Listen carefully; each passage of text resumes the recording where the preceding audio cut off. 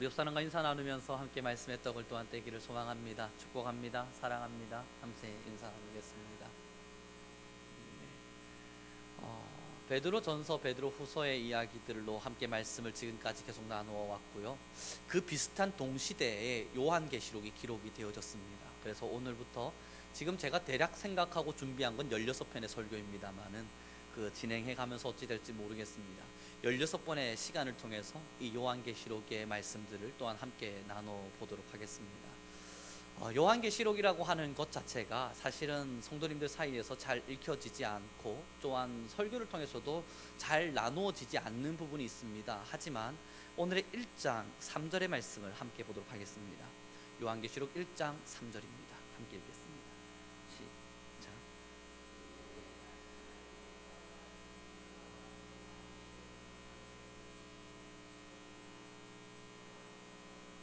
3절에 이렇게 기록됩니다.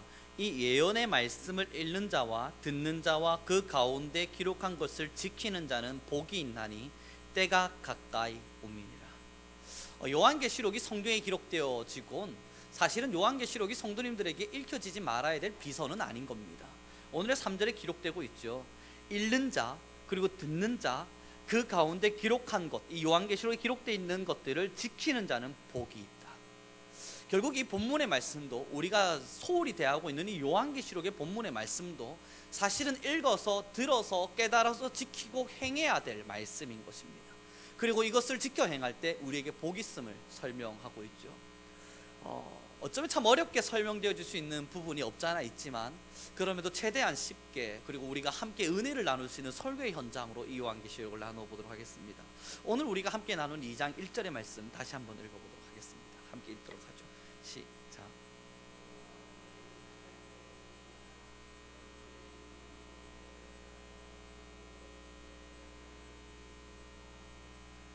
요한계시록의 시작은요, 총 7개의 교회에게 편지를 쓰는 것으로 시작됩니다.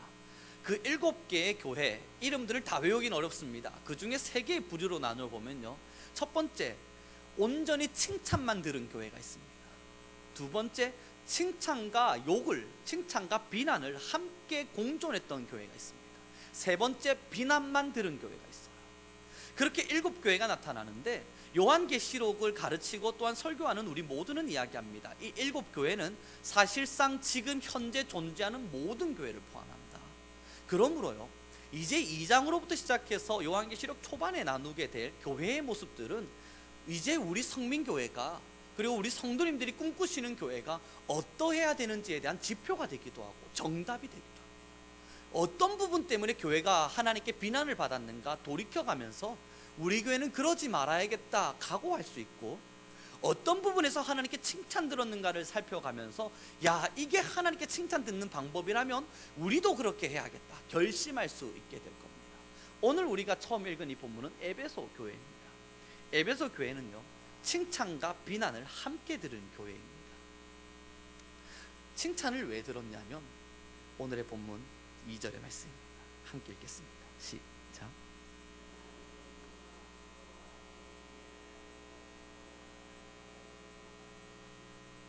자칭 사도라 하되 아닌 자들을 시험하여 그의 거짓된 것을 드러낸 것과, 3절은 제가 읽어드리죠.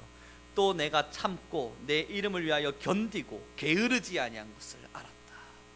예수님께서 지금 이 에베소 교회를 칭찬하시면서 하는 이야기가 이겁니다. 악한 자들을 교회 안에 용납하지 않았습니다. 교회 안에 악한 자들이 들어오는 것을 용납하지 않고 모든 악들을 제거해 나아갑니다. 그리고는 그 악한 자들뿐만 아니라 자칭 사도, 예수님의 사람이 아니에요. 하나님을 믿는 자가 아니에요. 사실은 거짓말쟁이에요. 근데 그 거짓말쟁이들을 분간해 나다가 진짜 하나님의 말씀이 뭔지를 빗대어줘서 이단들을 처결합니다. 그래서 이 교회는요, 에베소 교회는 신학과 교리 그리고 하나님의 말씀을 누구보다 잘 알았던 교회로 칭찬 듣기도 하죠. 그 중에서 어떤 자들을 처결했냐면 오늘의 본문 6절의 말씀을 함께 읽도록 하겠습니다. 시작.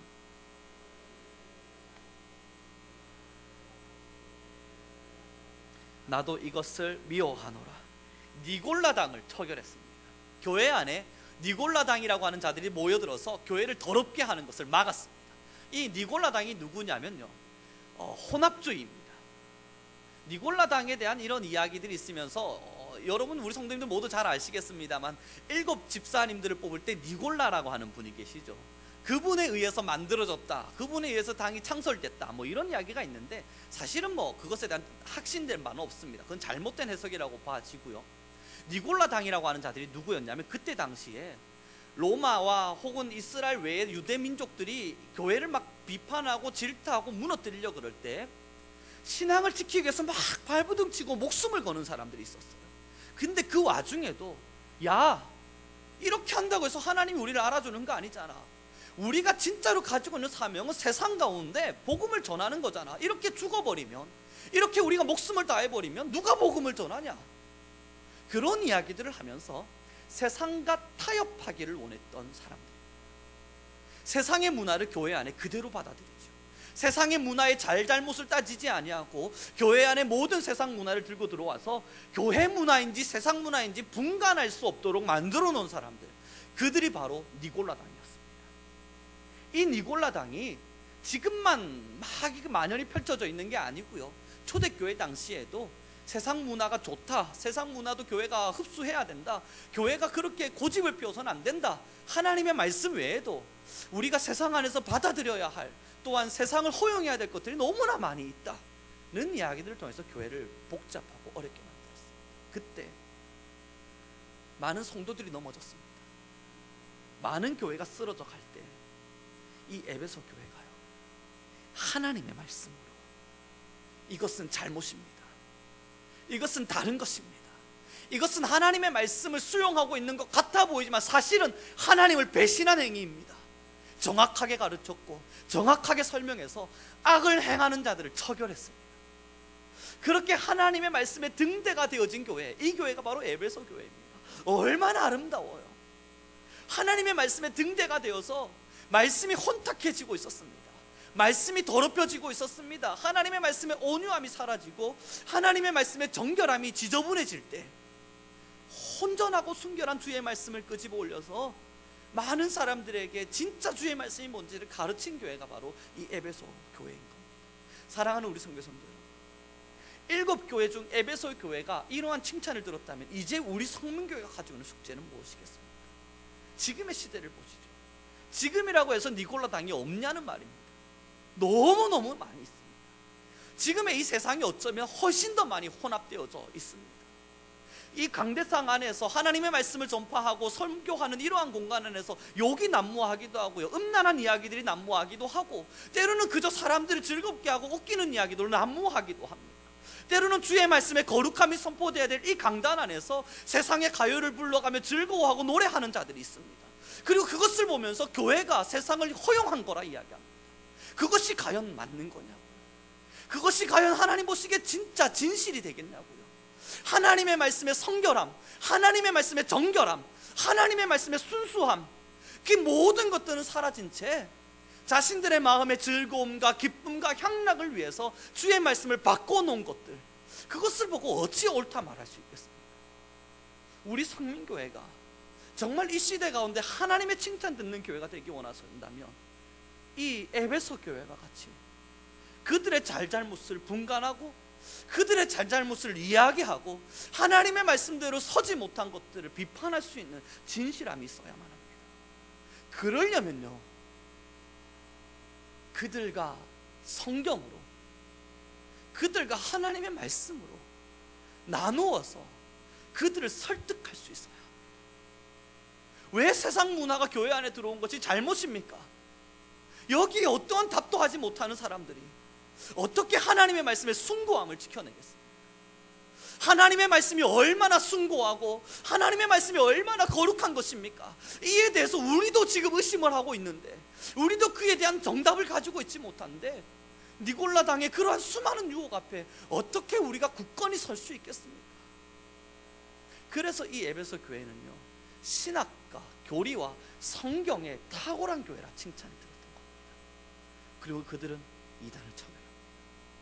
하지만 칭찬만 들은 게 아니죠. 비난을 받게 됩니다. 그 비난이 바로 4절입니다. 함께 읽겠습니다. 시작.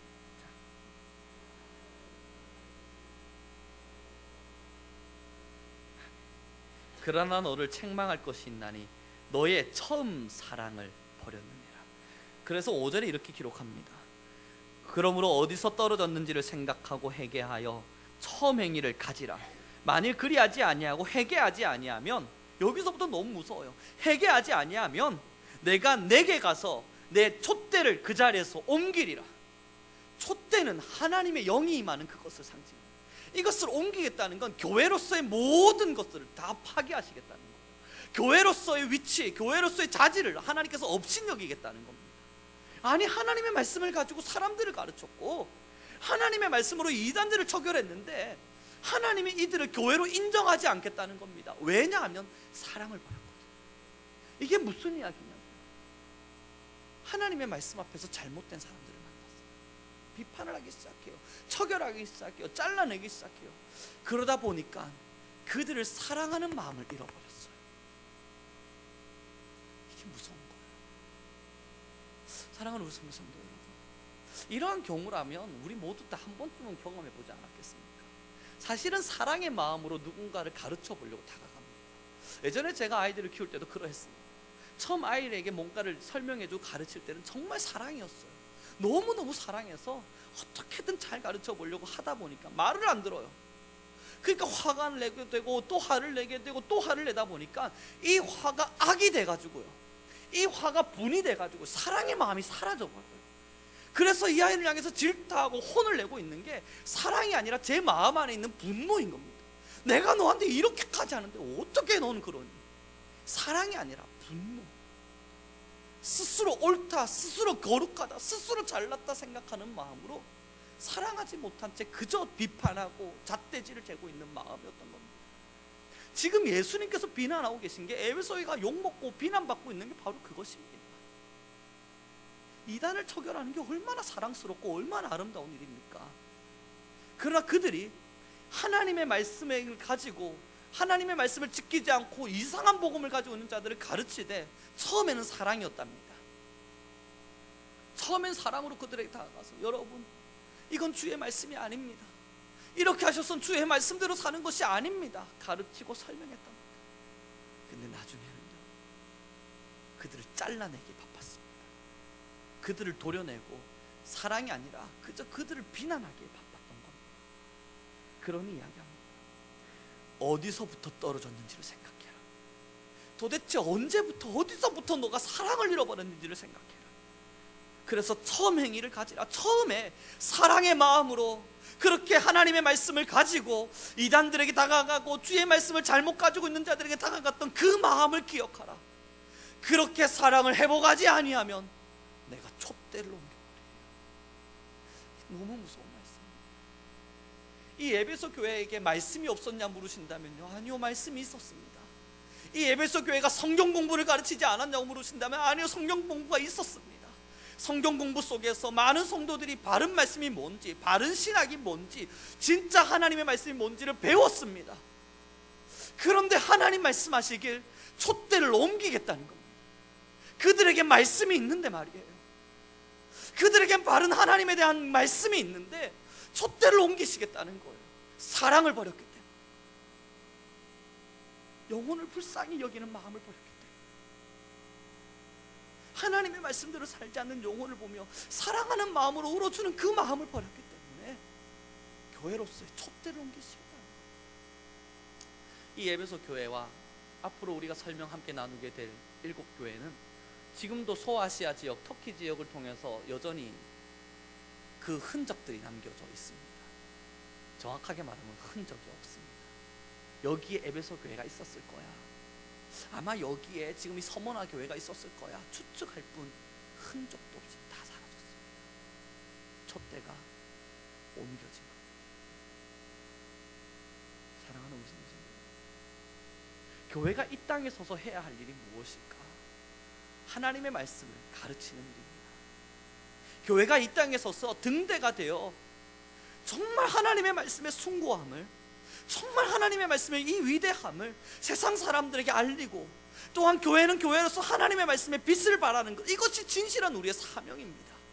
그러나 이 사명을 지키려고 사랑을 버리게 되면요, 그러나 이 사명을 지키고자 비난하기에 바쁘고 그저 영혼들을 사랑하는 마음들을 잃어버리게 되면요, 이 또한 하나님 앞에서 질타받을 수밖에 없는 단점이고 하나님 앞에서 잘못된 걸음걸이가 되게 됩니다.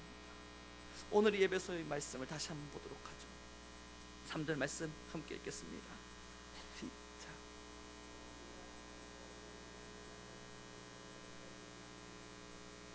에베소 교회가 얼마나 멋있습니까? 내가 참았다. 근데 그 참았는데 누구를 위해 참았냐면 예수 그리스도의 이름을 위해서 이 교회가 참고 참았다는 거예요. 힘들고 어렵고 이 싸움이 얼마나 벅찼겠어요. 세상 사람들이 이 에베소 교회를 비난할 때 견디는 게 얼마나 마음이 아팠겠어요. 그런데 참았대요. 예수 그리스도 이름 때문에. 얼마나 잘했어요. 이걸 견딘 것뿐만 아니라 게으르지도 않았대요. 너무 열심히 주의 복음을 위해 살았대요. 주의 복음을 위해 게으르지 않고 최선을 다해 살았대요. 그런데 하나님 말씀하시잖아요.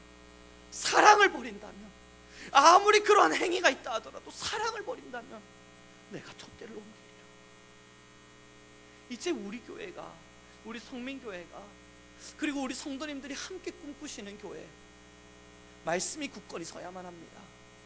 말씀이 정말 모든 것이 되어서 어떤 세상의 유혹과 문화도 들어오지 못하도록 하나님의 말씀에 굳건함으로 서 계셔야 합니다. 그러나 사랑이어야 합니다. 그 모든 일의 시작은 사랑이어야 합니다. 그리고 그 모든 일의 가정도 사랑이어야 합니다. 그 모든 일의 결과도 사랑이어야만 합니다. 사랑을 포기하고 이러한 열정적인 행위만 있다면 우리 성민교회도 이 에베소 교회를 향해 질타되어진 예수 그리스도의 복음의 이 말씀을 벗어나지 못할 겁니다. 무섭죠. 너무너무 무섭죠. 그러므로 어디서 떨어졌는지를 생각하고 회개하여 처음 행위를 가지라. 만일 그리하지 아니하고 회개하지 않는다면 내게 직접 가서, 예수님이 직접 오셔서 너가 가지고 있는 그 촛대를 옮기리라. 그러나 여러분, 7절에 이런 기록이 있습니다. 함께 보도록 하죠. 함께 읽겠습니다. 시작.